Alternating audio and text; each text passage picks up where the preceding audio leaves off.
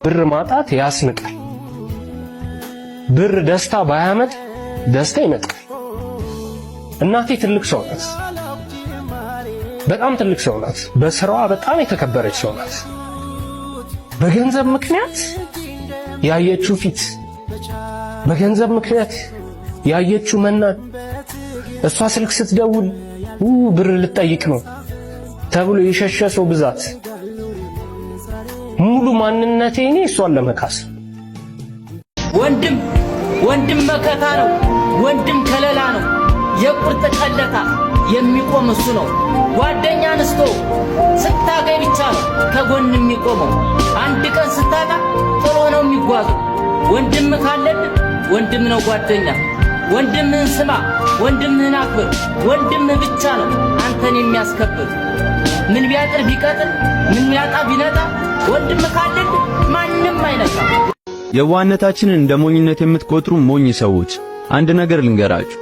የዋህነት ማለት እንደናንተ ቀሽም አስተሳሰብ ሞኝነት ማለት ሳይሆን ይልቁንስ ከአንድ ስህተት ይልቅ ብዙ ትክክለኝነቶችን ማየት መቻል ማለት። የዋህነት ማለት ለእኔ ብቻ ከማለት ይልቅ ለእኛ ማለት ነው።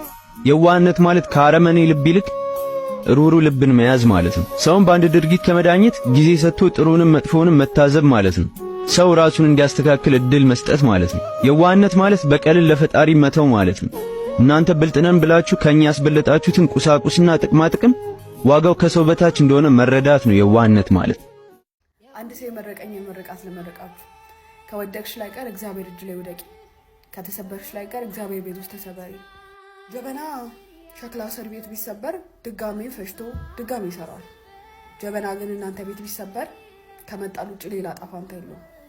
ምንም ቢሆን በአባትሽ ቤት ተሰበሪ፣ ምክንያቱም ደግሞ ይሰራሻል። ከተሰበራችሁ፣ ከጠፋችሁ፣ ከደከማችሁ ላይ ቀር እዛው እግዚአብሔር ቤት ድከሙ፣ ምክንያቱም እሱ መልሶ ያበረታችኋል። በርቱልኝ። የቅርቤ የምትሉት ሰው ለምን በእናንተ ህይወት እንደሚቀና ታውቃላችሁ? እነሱ መሆን የሚፈልጉትን ነገር እናንተ ቀድማችሁ ስለሆናችሁ ነው።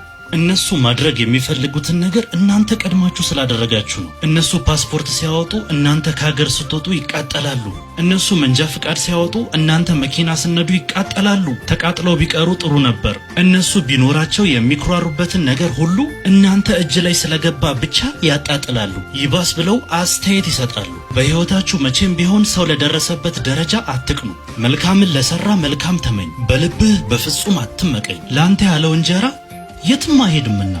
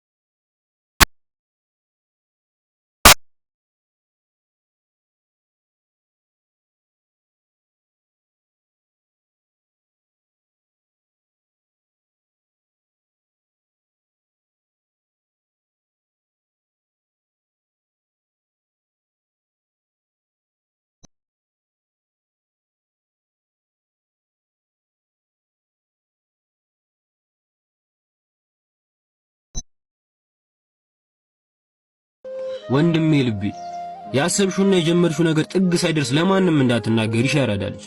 የነገርካቸው ሰዎች ካንተ ብዙ ይጠብቃሉ። ለአንተም የነሱ ወደ ያለብህ ያህል ይሰማል። የጀመርሽው ነገር ካልበረገደና በሰዓቱ ካልተገኘ ትሸማቀቂብኛለሽ። ያራዳልሽ ዝምታ ቀሽት ነው። ያሰብከውን ያሳካል። ባሰብሽው ጊዜና ሰዓት ያድርስልሽ። ይቅናሽ ያራዳል። አፍን ዝጋ። ትልቁ ስህተት ምን እንደሆነ ታውቃለህ? ሁሉንም ነገር ለሰዎች ማውራት ነው። እቅድህን ለሰዎች ስትነግራቸው ሁለት ነገር ነው የሚፈጠረው። አንደኛ ተቀናቃኝ ትፈጥራለህ፣ ሁለተኛ ሳይሳካ ሲቀር መሳቂያ ትሆናለህ። አሳዛኙን እውነታ ልንገርህ፣ 20% ስለ ችግርህና ስለ እቅድህ ምንም አይገዳቸው፣ 80% ደግሞ መውደቅ ያስደስታቸዋል። ስለዚህ ለማንም ማስረዳት አቁም። አፍህን ዝጋና ስራህን ስራ። ውጤትህ እንጂ ጩኸትህ አያስፈልግም። ራሴን ከማንም ጋር አላወዳደርም፣ ምክንያቱም እኔ ያሳለፍኩትን ማንም አላሳለፈም። እኔ የራሴ ጀግና ነኝ። ነገር ግን ራሴን ከሌሎች ያወዳደርኩበት ቀን ያኔ ያለውበት ለመድረስ የከፈልኩትን መስዋዕትነት ዋጋ ሳጠዋለሁ።